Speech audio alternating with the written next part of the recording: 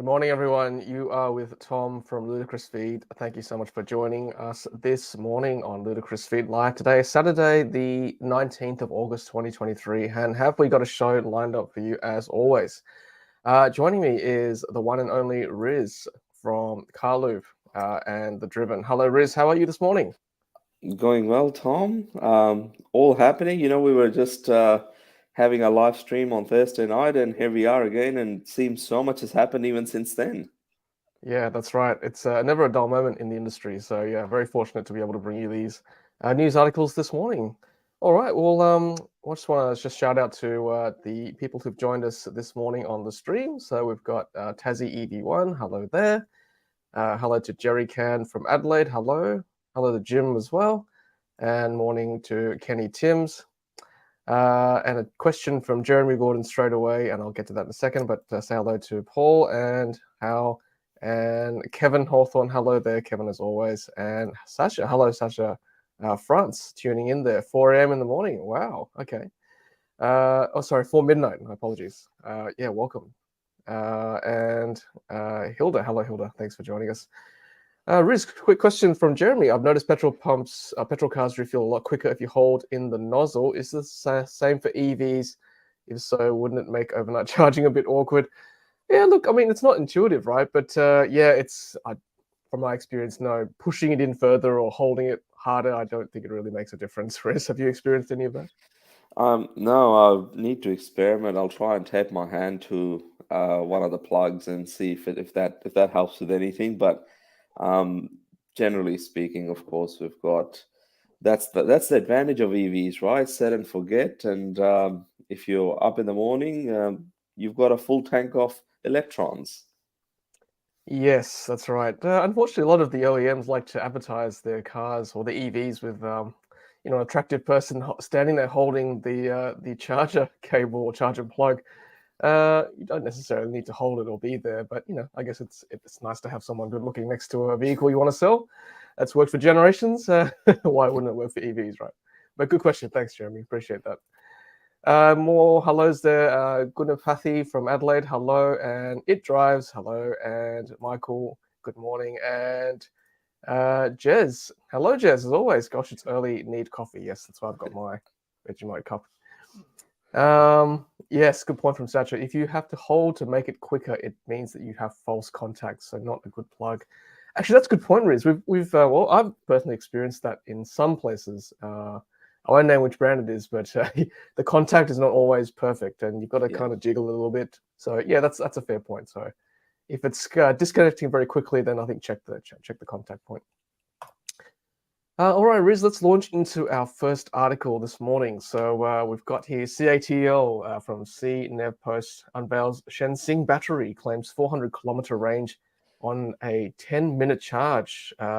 Mass-produced by the end of 2023 and available in the first quarter of 2024, allowing vehicles up to 700 kilometers of range. Wow, this is huge, like 400 kilometers of range in 10 minutes. Is this going to be reality sooner than rather than later? Well, it looks like it. I mean, CATL generally they're very closed about what they put out and when they do put out because battery industry, there's so much competition and billions of dollars at stake. When they develop something, given they are one of Tesla's suppliers and one of the biggest battery makers in the world, it's generally pretty legit. I mean, I wouldn't mind holding my charging hose if it's for 10 minutes, getting 400 kilometers of range, if that's what it takes. But it seems they've continued innovating, and I think even their last generation of batteries that they announced still aren't in many cars yet. That's the lithium phosphate iron manganese batteries. So these ones, they reckon they'll be in production very soon. So it'd be interesting to see which brands use it. And yeah, it's going to be very, very exciting when this technology does come in. But I'd expect it to be in higher end models first. Yeah, no, it is exciting, Riz. It's good to see that they are, pushing the LFP kind of technology, and yeah, having that kind of battery in our current generation Model 3, Model Y makes it great. It's more stable at the higher charge state of charge at 100%. You can do that more often. And I guess that's one of the regular comments from people curious about EVs on my channel. It's why does it take so long to charge an EV? But if you've got batteries that can charge in 10 minutes, with or without holding the plug, it's pretty impressive, and that'll take away a lot of the comments when people realize, wait, actually, I don't need to wait that long. I can be quick if I want to, which is great. It seems like, Riz, we're in that phase where battery technology is moving so quickly. It kind of reminds me of the early generation iPhones, where every year there's a new improvement, or the early generation smartphones. There might come a time where I need to upgrade my Tesla Model 3 or Y or an EV every couple of years just to get the latest tech. Yeah, it seems to be moving very quickly. I think, they're unfortunately with some of the claims, they need to be, as we know, with batteries in ideal conditions. And we want to get to the stage where everything doesn't, all the stars don't need to align for it to work very well. And yeah, like having this temperature tolerances, like in low temperature climates, as well as, having the right type of charger, all of those things do make a difference. But I think the way the technology is going, it will become more and more mainstream, where these claims should be able to achieve by many EV drivers across the world. If the car has this battery and the manufacturer has put the right charging system in, we should be able to achieve these. Yep. Yeah. So CATL unveiled the Qilin battery in 2022, and the Zeekr 001 already being offered with a range of 1,000 kilometers. And that's sent into Melbourne in one shot, even using only 80% of the battery. So that's very impressive. Comments from the audience. So Hal says the CATL article is misleading. Is it 400 kilometers in a Tesla or 400 kilometers in a fat e-tron? E-tron. Massive difference in efficiency. Yeah, good point there. Efficiency is key. Let's have a look at this graph here. Share of top 15 EV battery makers in China as of July 2023. And CATL is certainly the market leader at the moment, followed by BYD Blade Battery. And then the rest, really. So the two big names, CATL and BYD, certainly headlining in China, taking up almost 2/3 of the market. In fact, more than 2/3. Good comments from the audience again. So Tazzy EV1, charging an EV is quick though. Only takes me less than a minute to plug in and then go to bed like my mobile phone. Yeah, 100%. Look, there's no doubt. Like during like regular usage at home or on AC charging, it's super easy, particularly with a Tesla. Just plug in. And yeah, the difficulties obviously come with road trips, where how long do you need to stay with the car, or how much time have you got to go to the bathroom or have a meal or whatever. That is the question, isn't it?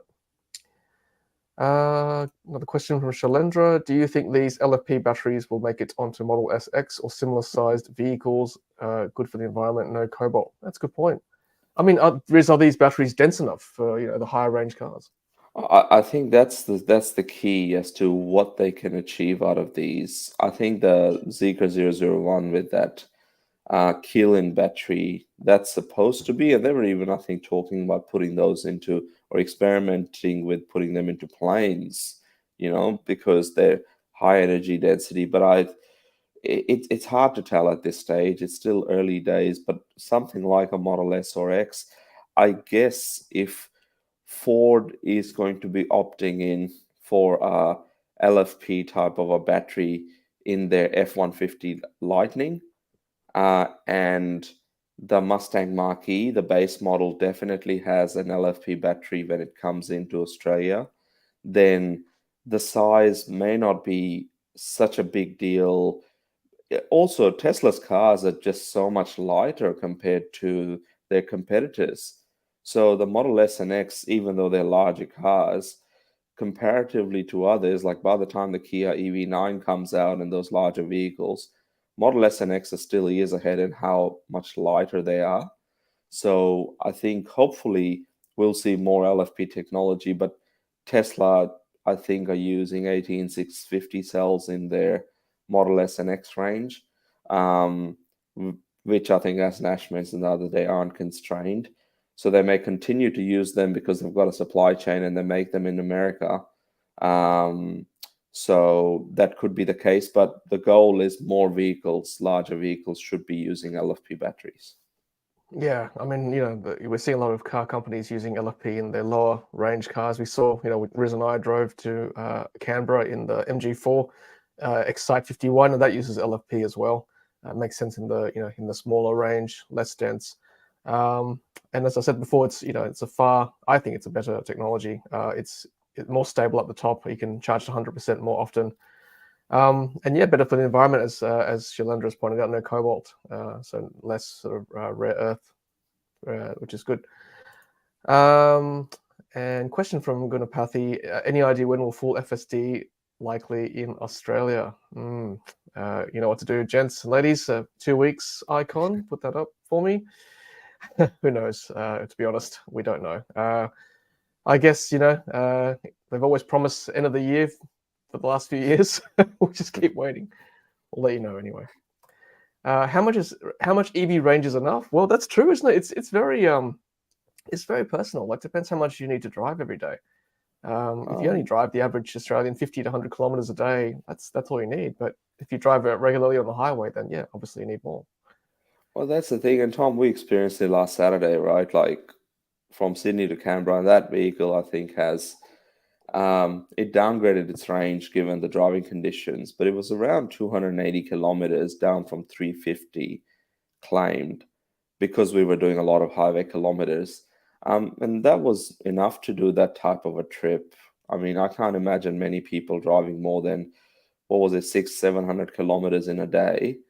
And we needed the stops where we stopped for charging. It was, whether to have a break, to grab a coffee, to have lunch, all of those things, an afternoon sort of coffee. Yep. So we, it didn't feel like it was like we had to be there. And so range wise, even cars with 350 kilometers of real world range are good enough these days, and they've got LFP batteries. Yeah, exactly. And the quick comeback for me always on my channel for people who say, well, I can drive from Sydney to Melbourne in one stop, is to say, well, you're actually defying the recommendations of a lot of motoring associations who recommend you to stop every 2 to 3 hours for your safety, for your family or your occupant's safety, and for the safety of other vehicles on the road. So why do you need that much range? You got to stop anyway. And if you've got vehicles that can charge in 10 minutes now or very soon, then that argument kind of goes out the window. So I think that's for me, that's a quick sort of quick retort for anyone who says that to me. Well, I can drive in one hit.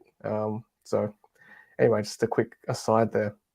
Speaking of, yeah, Hilda asks how many stops to charge from Sydney to Melbourne on a Model 3 dual motor. Look, in the BYD, you can probably stop about 3 times. That's 400 kilometers of range. So I think very similar for the Model 3 as well. So maybe 3 stops. We're talking like, Goulburn, Gundagai, and then probably Euroa.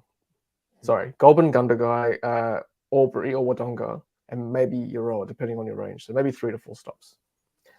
A good point from Tassie EV1. Yeah, is it CLTC, WLTP, or EPA? And yes, CLTC is the Chinese standard, is about 30%. Overestimate of real world range, and certainly same as NEDC. So correct. Good point. Nick says, I would love a dual motor Y with the option to just use the rear motor when I need extra efficiency and range. Look, I mean, the dual motor cars in the Tesla actually are quite smart. You actually use the rear motor most of the time when you're cruising. You need that extra acceleration or traction, then the fronts kick in. And I've shown that before on some of my videos when I had the dual motor using Scan My Tesla. Okay, yep. Tassie EV1 about cobalt again. The more we remove, the better. Yep. For the EV hating media people who use the children in the Congo argument, correct. Shailendra says depends on your bladder size. Yes, bladder range. Oh, Andy Vet, thank you. Nice for joining us. And Andrew from Whyalla. We use standard Model Y at Atto 3 and Outback, and 300 kilometers is all you need. There you go. First-hand experience right there. Thank you, Andy. Satcha, good night. Watch the replay. No worries. Thanks for joining us, Satcha. 3 hours is my max stop for Hal. Yep. And Tassie EV1 agreed to my bladder wouldn't allow me to stop. Yeah, me too. I mean, I'm fairly fit and healthy, I would think, and I still need to stop as well. It drives. Good point. I think availability of chargers is more important, 100%, and more stalls per charger too. We have batteries with decent range already. And yes, we have seen the new V4 chargers. We might go on that today, or if not Thursday. We'll have a look at that. Thanks, Tesla EV1.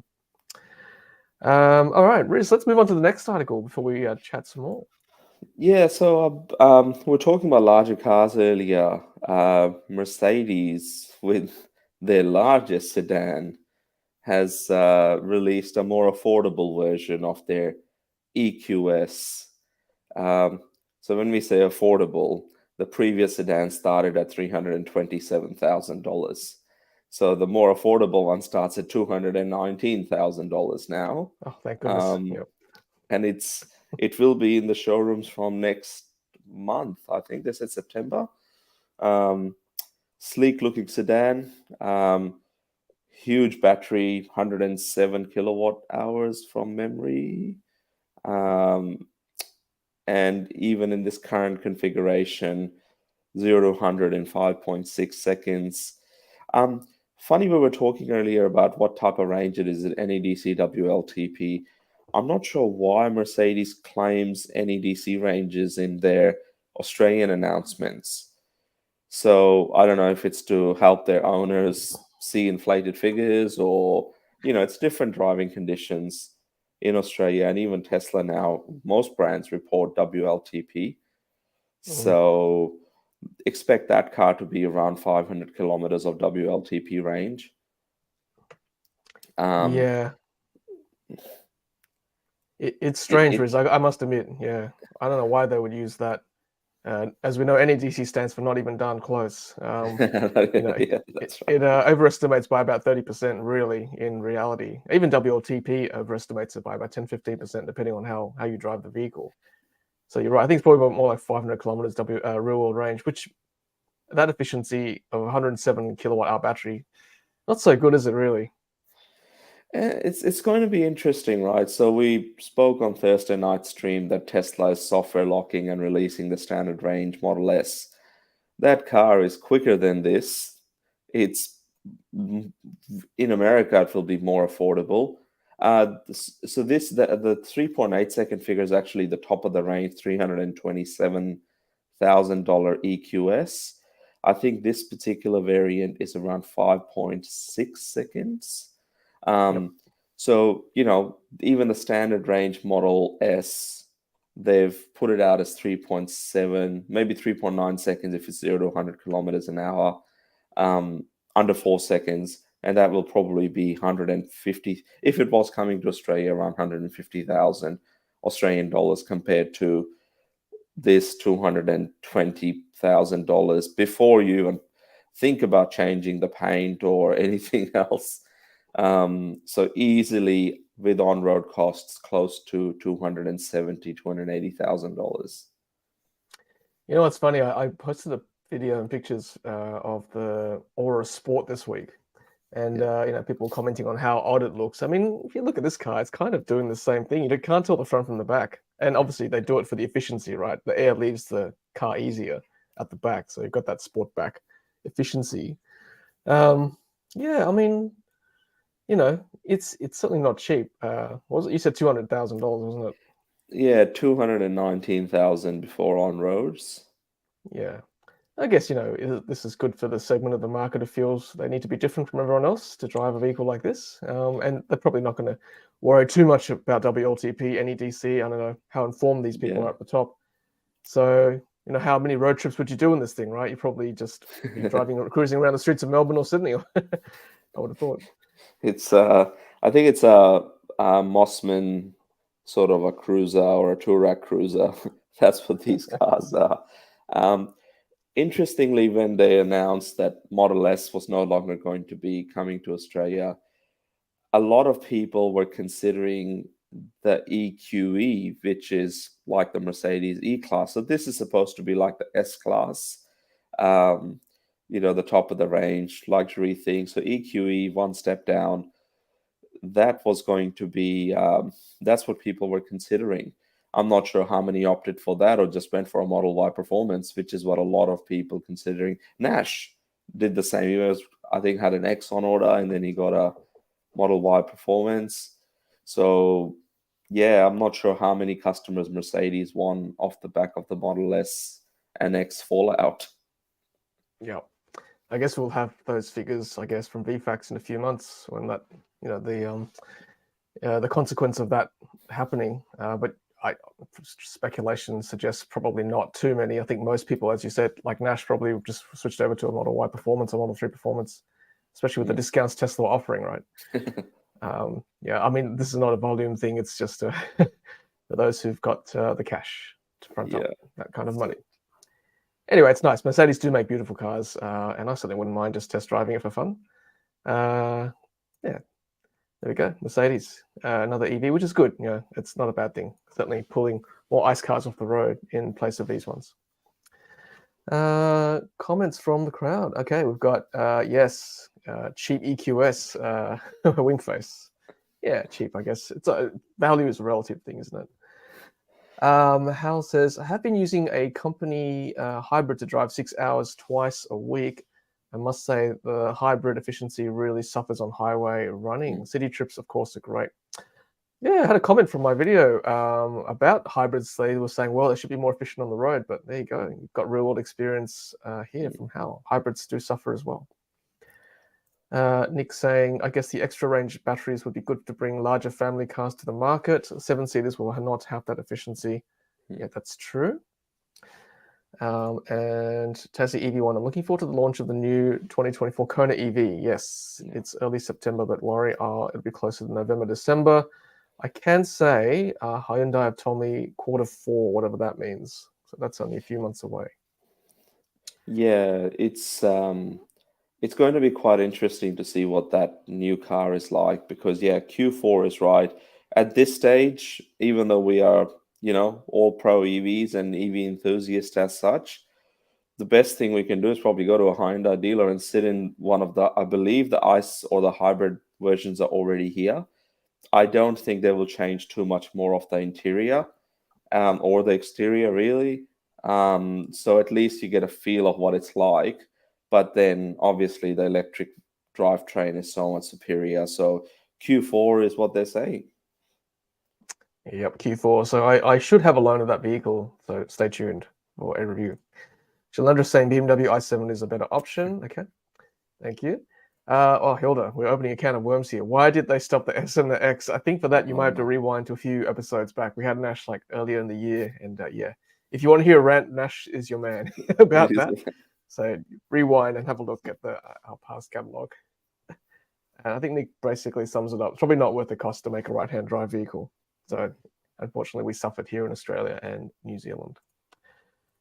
Cool. All right, Riz, let's move on to the next one. Speaking of large cars, we touched on it on Thursday night, but the Kia EV9 has been doing some local road and suspension testing and tuning.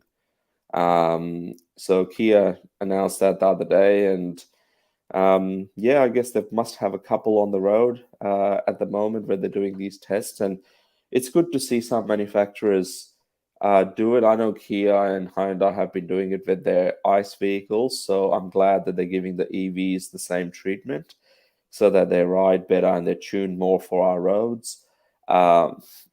It's particularly, I think we do more higher speed driving than, let's say, some of the European cities. So good to see them trial out. They've got the engineering team onto it. And hopefully when this car comes into our market, it's more planted on the road, doesn't feel too floaty as well. So, when you put your foot down, given the size of the car, it does stay planted. Good to see them do that. And larger EVs are coming because there is a segment of the market that currently is buying Mazda CX-9s and those larger Klugers and the rest, and they're waiting for an electric vehicle option. So they're not far from what we can see. Yeah, I mean, this car is like highly anticipated from a personal point of view, and I'm sure from a lot of families too, who take that occasional road trip with the in-laws, with extended family, whoever it might be. Having a 7-seater option is just amazing. And when we have this car, I will definitely try and do a longer trip. This deserves definitely a Sydney to Melbourne at least road trip. And you're right, Riz. I I personally prefer a more planted suspension, a firmer suspension, firmer ride on the highway compared to a more buoyant feel. If I could choose between the two, this one would make me and I think the occupants feel more secure rather than sort of floating around the lanes of the Hume. So yeah, I think this would be a great vehicle and a great addition to the larger SUV, particularly the swiveling seats. I Yeah. like that aspect of it. I think it would be pretty cool. Like the only other sort of seven plus seater option that I can think of, there's two. One is the Mercedes EQB. It's an okay car, but it is so floaty. It actually makes you car sick. Because Mercedes does no local tune. It's based off an ICE platform, um, whereas this is a ground up EV based on the same sort of platform that Ioniq 5, Kia EV6, and the rest are based off. And the other one was a Mercedes EQV, 150 plus $1,000 luxury people mover van.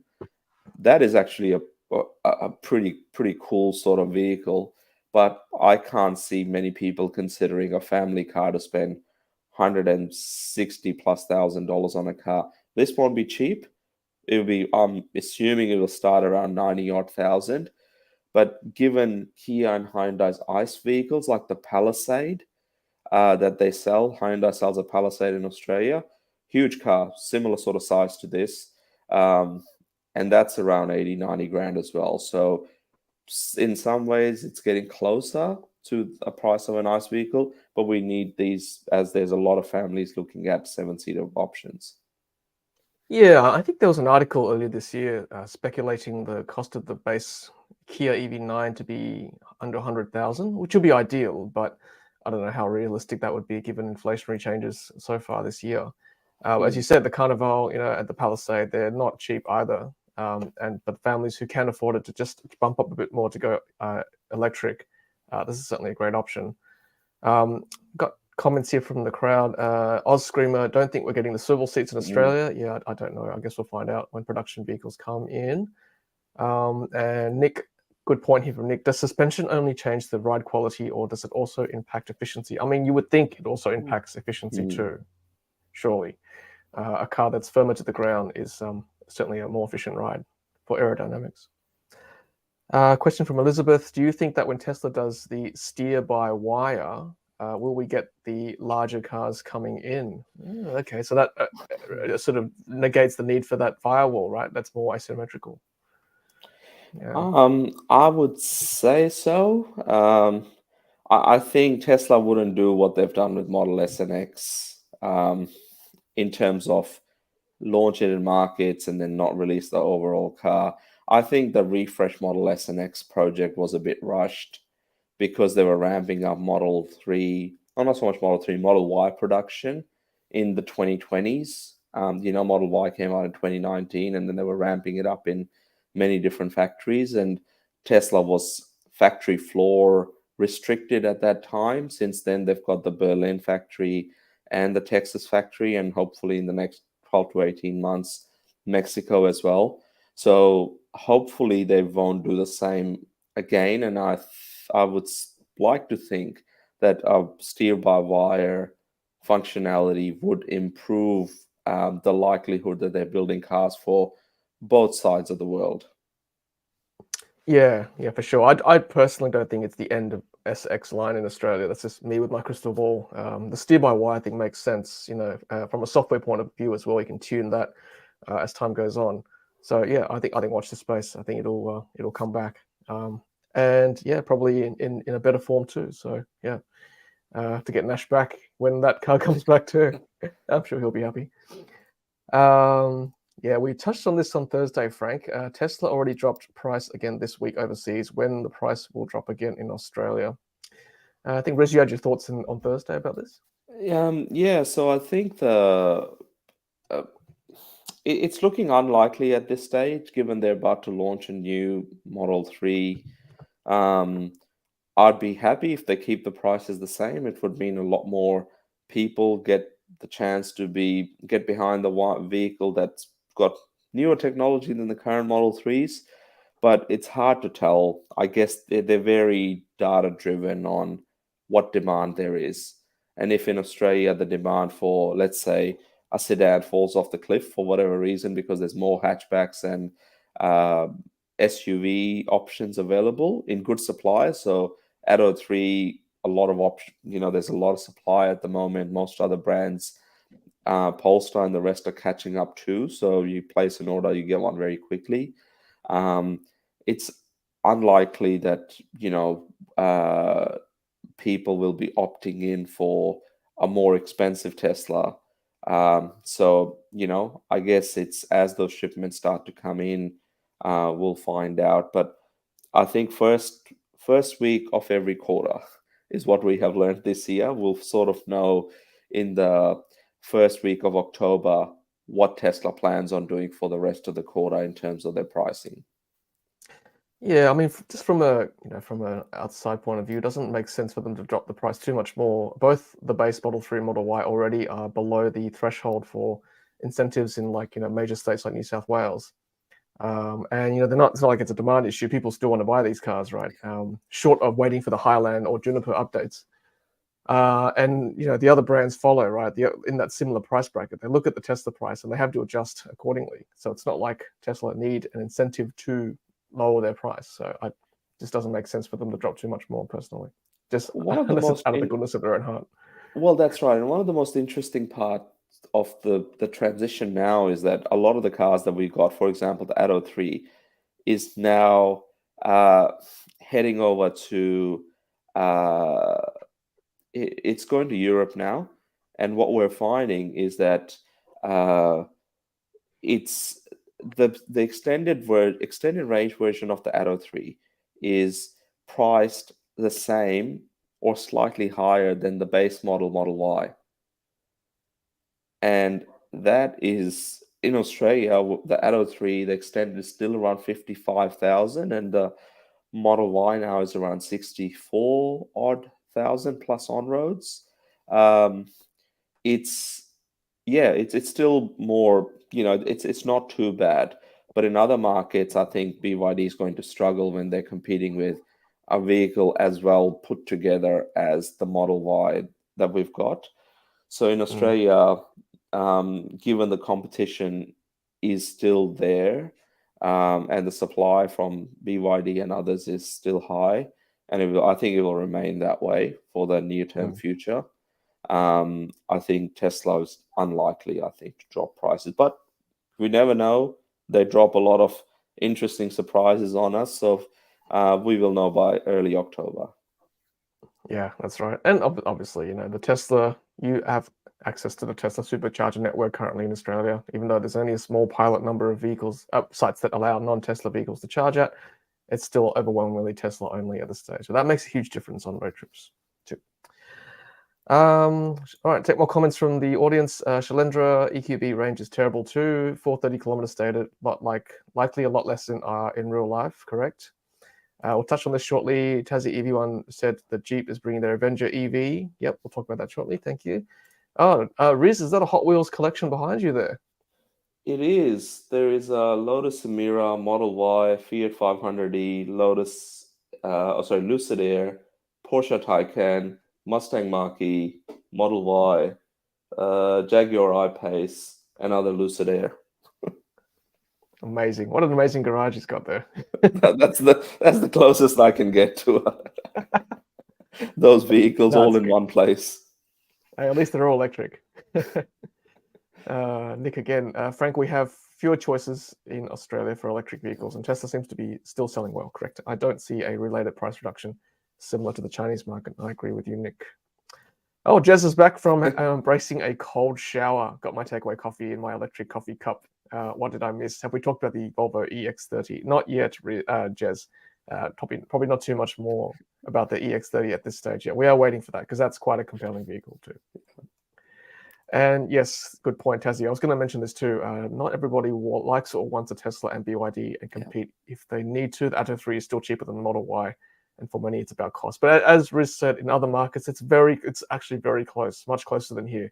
There's still a discrepancy here, so the Atto 3 is still very compelling on its own.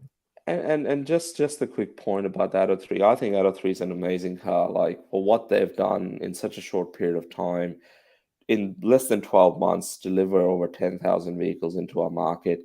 And the fact Yeah. that you can order one now and get it in under a week in most states now is phenomenal.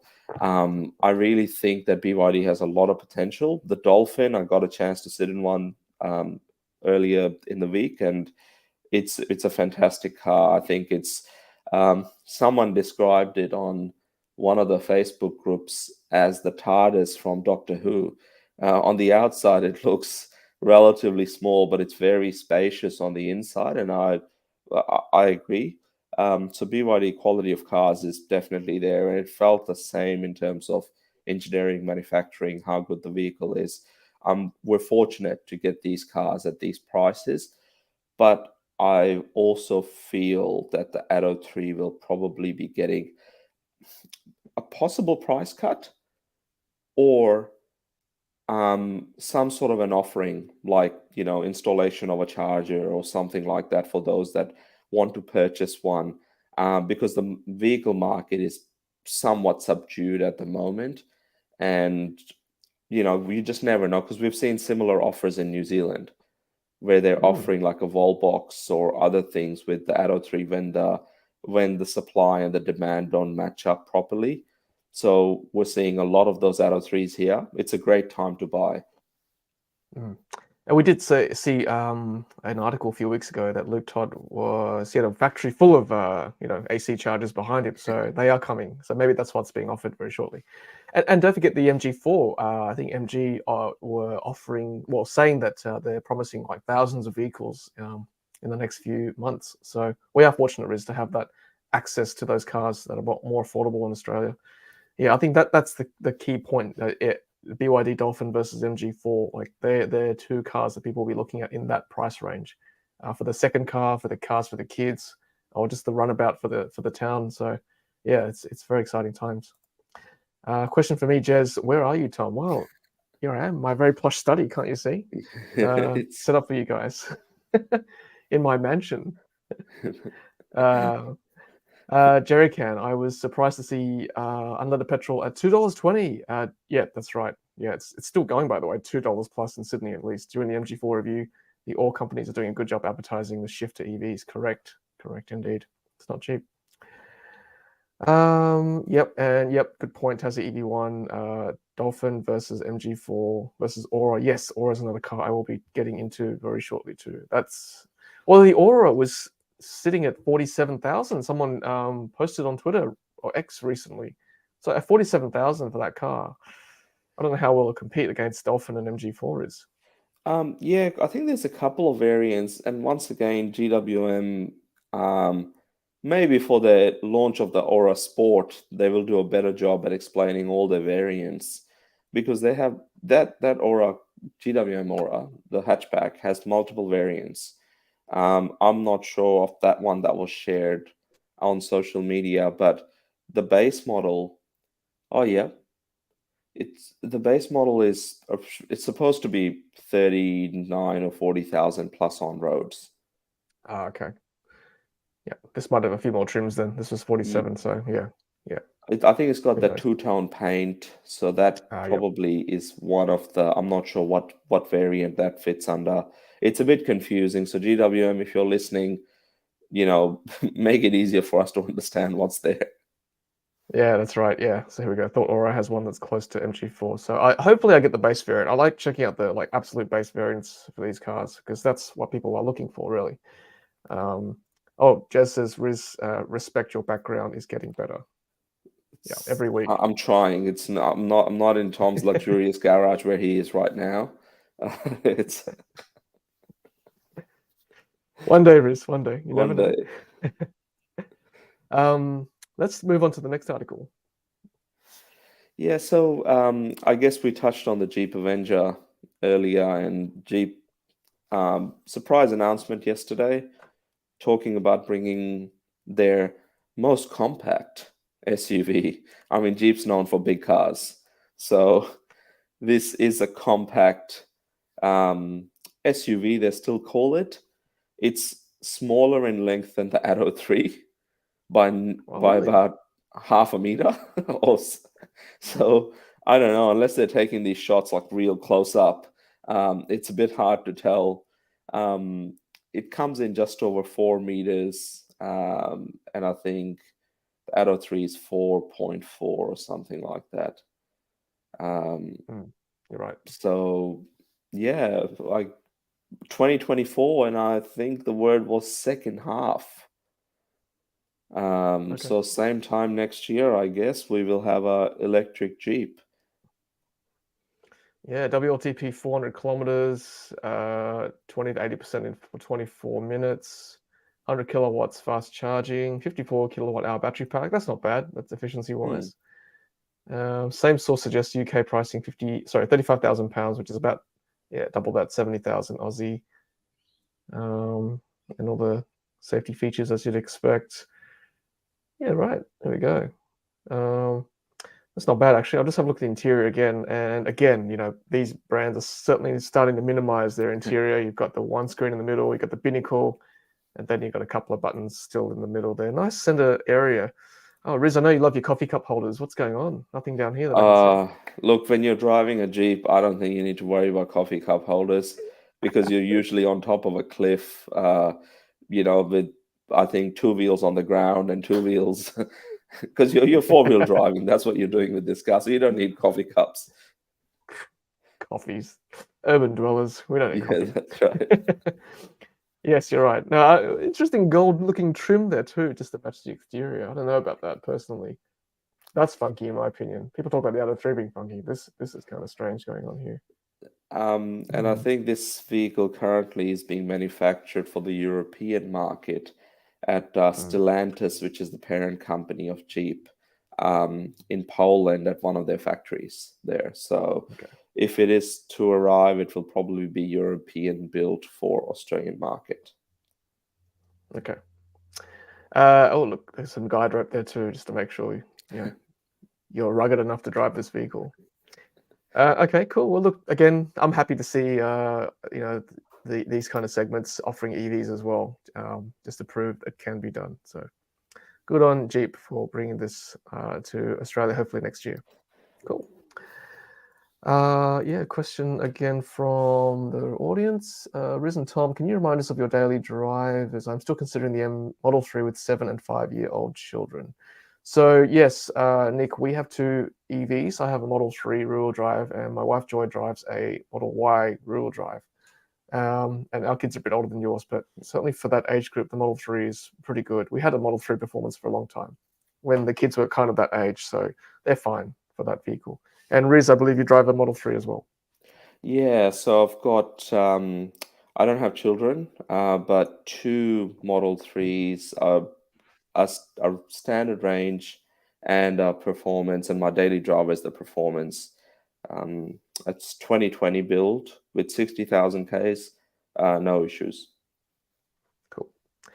And Hal makes a good point. The poor charging rates of the Aura and Dolphin don't necessarily help the EV cause. Yes, cheap, but I think the line needs to be drawn at the MG4 is definitely the most compelling. It certainly is, Riz. We were driving that obviously last weekend, but yeah, we thought it was such a good buy for that price. Very comfy. Look, the charging speed was a little bit slow. I'm not sure whether it was the charger or us and our state of charge. But I make the point that a lot of these cheaper cars will probably be used as urban vehicles, and not so much as road trip vehicles. I think if you want a road trip vehicle, you probably go for the Essence MG. It's got a higher charging rate. I probably wouldn't be taking this too often on a road trip. The MG4 Excite. And I think just a quick point on the charging speeds as well, that I think on our road trip, Tom, from memory, we didn't get more than sort of 70, 80 kilowatts in the LFP equipped battery. Dolphin, I think, is capped at 60 for the base model. It probably, like the Atto, will do a little bit higher than 60 kilowatts, and it will sustain it for a longer period of time. So I think it would be good comparison when the Dolphin does land in its base variant to do a charge speed comparison. But I think both base variants of the MG4 and the Dolphin will roughly be the same in terms of charging speeds as such. But yeah, they're more for urban environments. Yeah. I think the Dolphin variant actually is a lot slower too. So just be aware of that if you're taking that Dolphin base for road trips. Oh, Shalendra says, I hope the Mahindra Thar E is coming here to give Jeep some competition. I might just put this up for you guys to show you what the Thar E is. I think it's an Indian SUV. Is that Oh, right, Riz? yeah, looks like it's actually the first time I've seen one. That is cool. Yeah, that's pretty rugged. Look at that. It could definitely be off-roading, you would think, anyway, looking at it. Look at that. That's pretty blocky. Wow. Looks like something out of Minecraft. Yeah, There's that's headlights true. there. It's a concept, I think, isn't it, at the moment? So hard to know. Okay, yeah, we'll see. We'll see. You will hear it first on this channel. Yes, and oh, Michael Connolly says just back from Ireland, and the number of EV types in Dublin was very surprising. Saw the Ioniq 6 in real life, and well, it's different looking on the road. Yes, ID3 is basically the Volkswagen Golf, correct? Yes, correct. Tassie EV1. Lamborghini is releasing a full EV. We touched on that on Thursday. The Lanzador EV. Lanzador EV. Yeah, apparently it's out now, though they've released the shots of it, and from what I quickly read this morning, 2028 launch. You So think Victoria will have Lamborghinis the are, subsidies by then? huh? Subsidies? You think yeah, will they have the subsidies by then? Well, if not, better be getting bloody close to my Cybertruck. That's 2029. There you go. That's the Lambo Lanzador EV right there, as you'd expect. It's kind of, I don't know, is that a sedan or an SUV or just a fastback? It's Who knows? it's Half a mil? Probably more. is that probably more. Like Yeah. that Okay. is Well, I don't know. I think it's beyond aspiration for me. It's the telling your dreaming category for me, but that's cool nonetheless, I guess. All right, we'll keep an eye on that one. Thank you. Question: consider buying Model 3. Why? But the insurance on EV is so expensive. It doesn't offset fuel bill. Is it though? Shop around, I say. Shop around. It wasn't too bad for us. Yeah, it's the insurance companies are getting their head around what this EV future means. So hopefully they'll be starting to offer some of them similar rates to what they're offering for ICE vehicles. Slightly more expensive today, but you know, always worth checking out different policies. Yeah, definitely. Especially if you've got a discount with like one of the motoring companies too. So yeah, definitely shop around. I have, Michael, definitely done insurance videos, so check that out in my back catalog. Yeah, I won't name particular brands. Have a look at the video, but shop around. They're not too bad.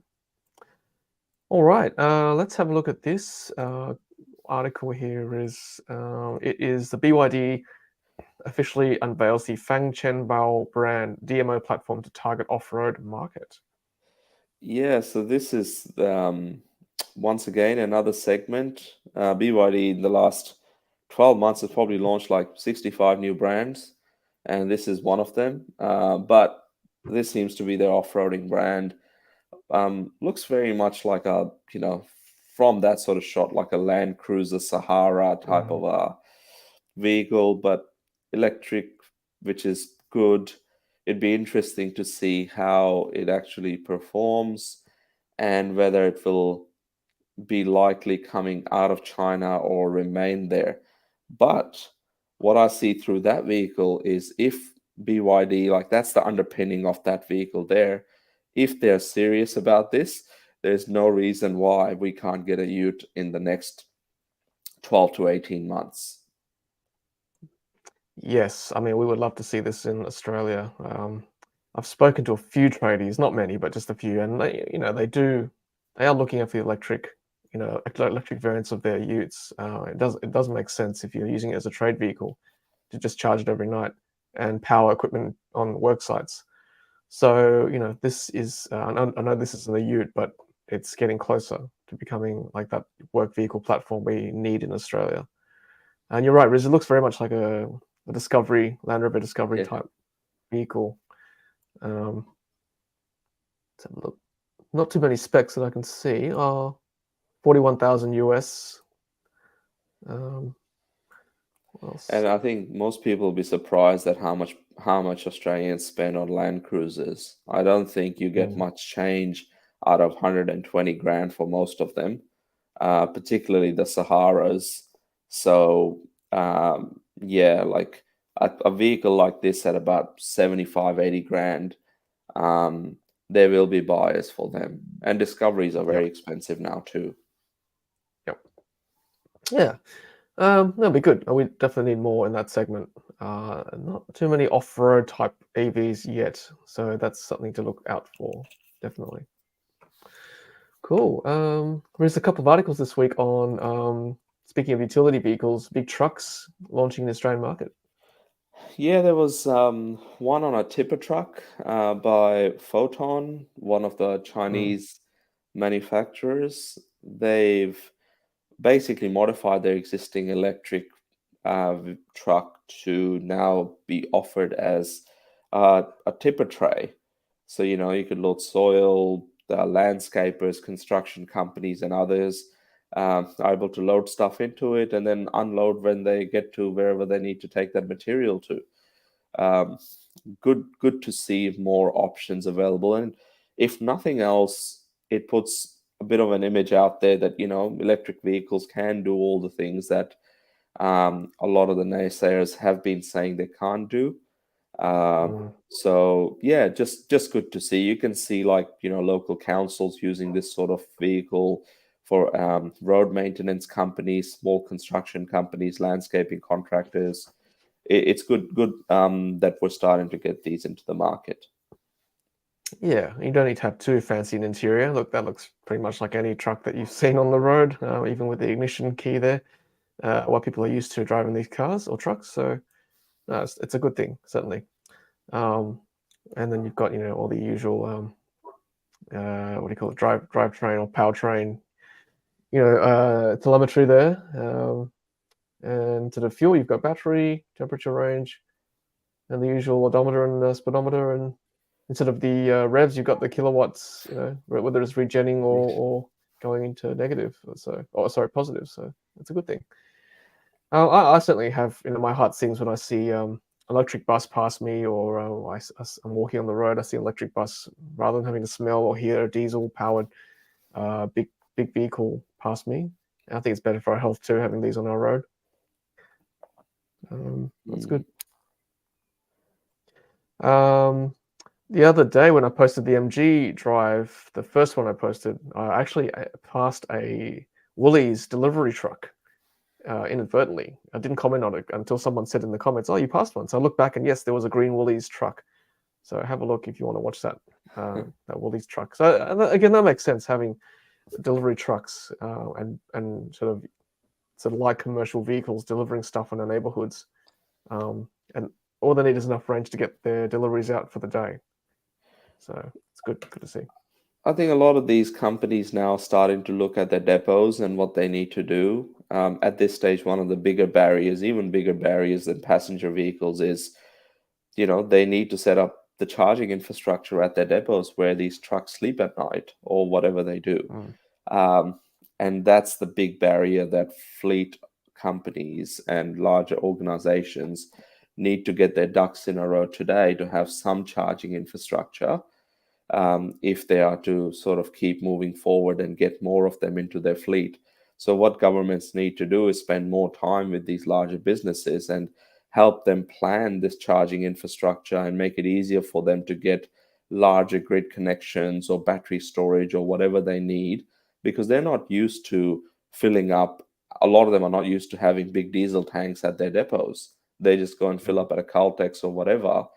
But with EVs, you need charging infrastructure at the depot. So hopefully governments can help these organizations get started on that journey, and then they'll be more than happy to buy these vehicles because they're cleaner and better, as you said, Tom.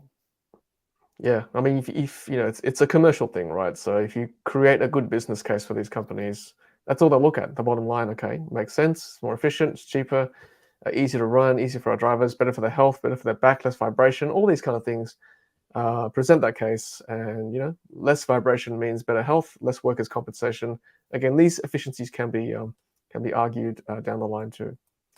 A bit of chatter in the audience this morning about the insurance of EVs, Riz. I can see, which is good. Great to see some chat. I'll just put some of these comments up. Insurance is a bit weird. Many companies won't even touch EVs. That's true.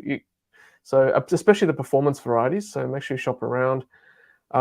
Nick says a lot of variation in EV insurance. Most end up with an RMA, and that's certainly who I'm with for both vehicles because of the discount they provide.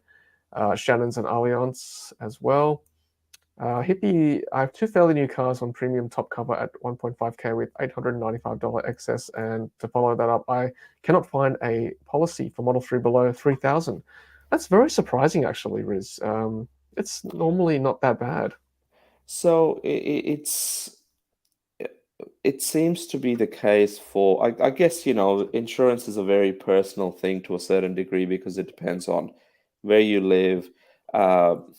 What the big concern with a lot of the insurance companies is that the lack of data provided by manufacturers. So insurance is all about risk. What they're insuring you for is if you get involved in a crash, will they have to replace your whole battery pack? And we know how expensive battery packs are. We know what sort of, there's still this perception that if EVs crash into something, it's gonna, light the whole thing up.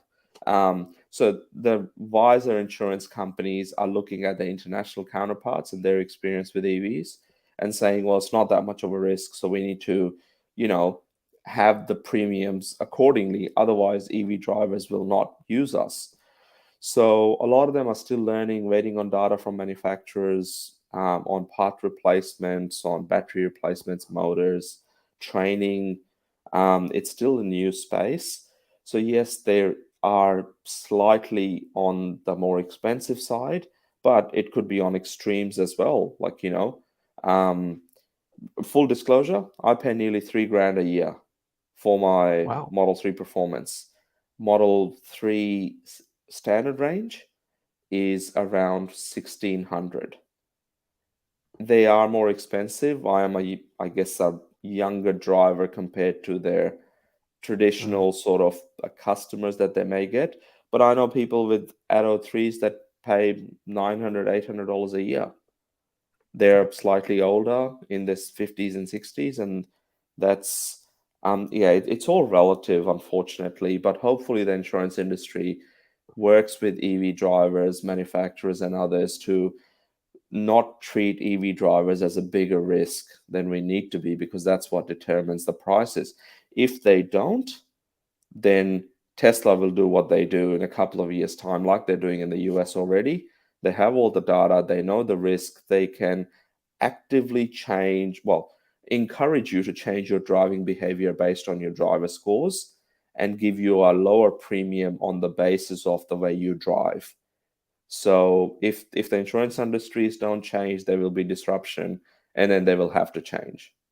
Yeah, no, that's correct, Riz. Insurance is an actuarial risk game, right? So yeah, they have to look at data, and we have organizations like EV Fire Risk showing you that the risk of an EV fire is much lower than an ICE vehicle.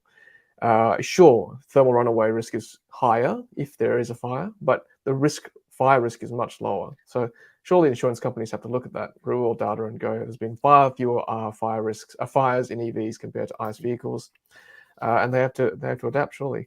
And yes, full disclosure, for my age group, which is over 40s, and the policy I have is restricted to, I think certain age limit. People cannot drive the vehicle under, I think, 35 or 40. So because of that, there's a cheaper premium. I think I'm paying $1,200 for the Model Y rear-wheel drive. And obviously the excess affects things as well. If you've got a higher excess, that'll reduce your premium. And yeah, the location where you park the vehicle, how many Ks you drive, those kind of things do affect your premium as well. So it's hard to comment sort of on a general scale how much insurance should be for EVs. So keep all those things in mind for sure.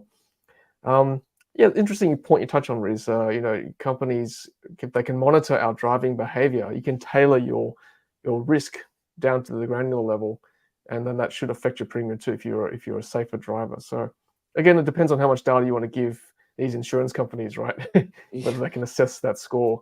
Depends how much you trust them. In other markets, they do that. I think they do things like give you GPS trackers or add stuff to your vehicle where they do Mm. collect that information to help you lower your premiums as such. I guess with a vehicle like Tesla, they've got all that inbuilt. I think the driver scores are on things like how many autopilot disengagements do you have? How many times, like it's very complicated and advanced. Like I can't see any insurance company getting close to that level of data and granularity. Um, I see one of the comments around how many crashes have I had in my years of driving. It's actually not the number of crashes. I did forget to mention that my Model 3 Performance, it's on an agreed value with an insurance company. So, Right. for example, my market value for that same vehicle might be 55 grand. Or Tom, you sold your Model 3 Performance. It was a similar sort of a car. And that was around Tesla offered around 55, 60 grand for that car. That is 60. the market Mhm. value for that vehicle at that time you sold it. If I Yep. crash my car, the insurance company, and it's a write-off, they will pay 95 grand for it. So Yep. that's another reason why I've sort of built that in. So if you're looking at insurance, agreed value versus market value is also an important factor. Otherwise, they're insuring me for 95 grand for that car. If we go with a market value, it might be 55 grand, and that will definitely bring those insurance premiums down. So not always based on the number of crashes that I guess a person has had. Yeah, that's correct. Yeah, agreed will definitely increase your premiums for sure if you want to keep the value, and so you can basically replace it for new with that higher replace or higher agreed value. Let's go through some more comments real quick. Yep, the cost to recharge offsets the fuel bill for sure, particularly if you're charging at home with electricity tariffs cheaper than petrol equivalent, of course. Tassie EV1 definitely want all buses as EVs. I am with you 100%. Metro, where I am, is so far only two. They only got trials, which based on the history with other trials, will revert them back to their clean, clean diesel. What a joke. No. Um, I need to know what ICE car has a static $2,000 a year fuel bill. Yeah, I think you'd be paying more than that, surely, this day and age. Manya, 11,500 kilometers in the Model 3, $250 electric cost so far. That's great, isn't it? Fantastic. Yep. So good seeing more buses adopting EVs. Yep, we need more trucks to change over, 100%. B2G may help shift home battery market to more useful EV options. That's right. Graham Watson, I pay less than $900 a year with Atto 3. That's good. And obviously depends on where you are, who you are. Okay, and yep, good insurance conversation. Be good to interview some insurance companies. Yes, so stay tuned. We actually have possibly some more insurance content coming up. So yes, stay tuned. Andy Vet, older driver with excellent record, $1,600 per annum for Model Y. Yep, and around $900 for Atto 3. That seems to be at the range, and I'm sure. I mean, I can't speak for Andy, but that probably is an agreed value for possibly sort of the older age group driver too. All right, Jerry Can. Any intel on the Seal launch? Riz has got his runners on usually, so maybe he can tell us.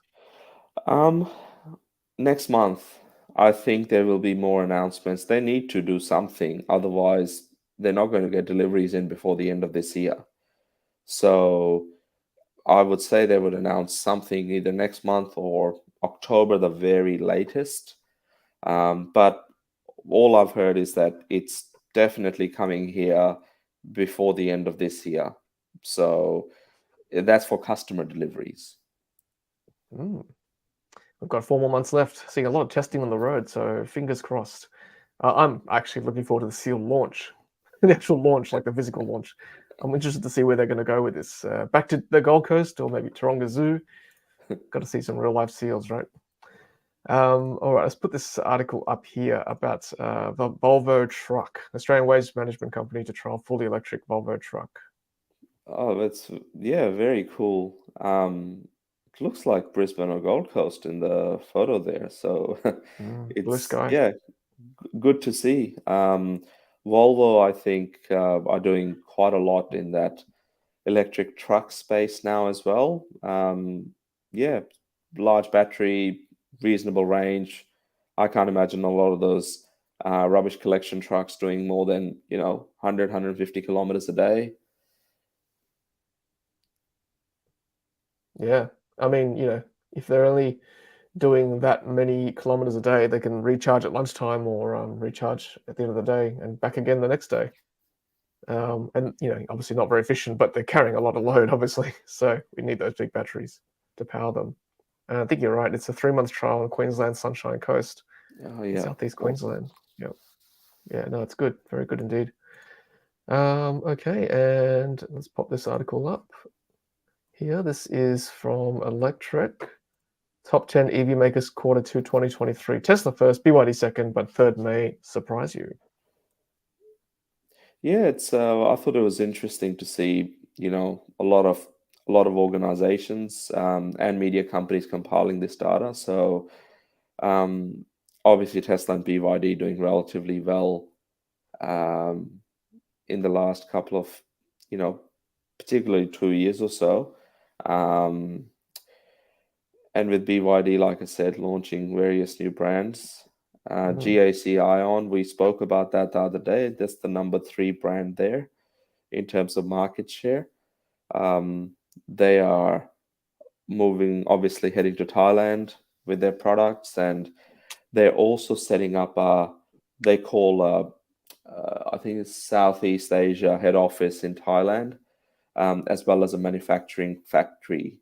So Mm. we may likely get right-hand drive vehicles from them in the next, 12 to 18 months. There may be some announcements on those. Yep. The Ion Y, isn't it? Mm. That's the one. Yep. Yep.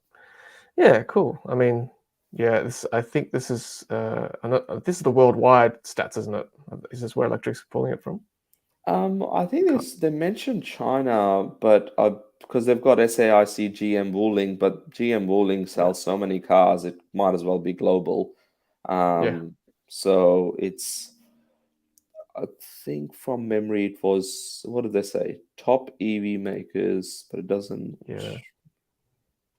It's a long article. We'll have to go through it. Surely it's worldwide, you would think. Seems to cover. Anyway, it's kind of probably reminiscent of our data too. Tesla, BYD.